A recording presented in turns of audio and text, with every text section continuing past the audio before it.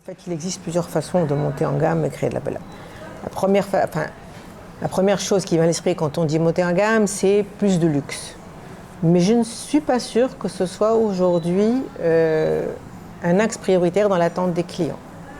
Le client, il ne vient plus pour trouver du marbre, des dorures. C'est fini ça, c'est fini.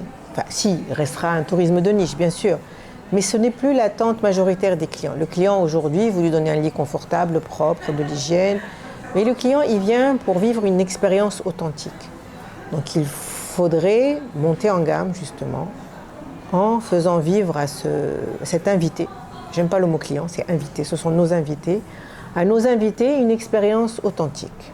Ça veut dire qu'il faut repenser la décoration de nos hôtels, ça veut dire qu'il faut repenser la nourriture qu'on lui donne, qu'il faut qu'il faut créer d'autres modes d'hébergement, qu'il faut créer beaucoup de choses pour personnaliser plus cette expérience client.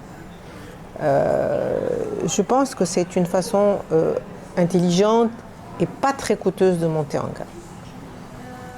Pour monter en gamme aussi, il faut former le personnel. Comme je vous disais tout à l'heure, le personnel est formé pour rendre un service, ce n'est plus suffisant. Il faut que le personnel soit formé à donner une expérience client.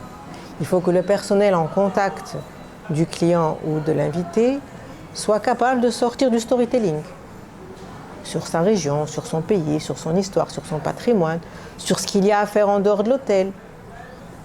Ça, c'est comme ça qu'on peut monter une destination en gamme sans, je vous dis, construire de nouveaux hôtels ni créer des infrastructures nouvelles extrêmement coûteuses. Monter en gamme, créer de la valeur aussi, bien sûr, là, la digitalisation. Il faut tout digitaliser, tout digitaliser.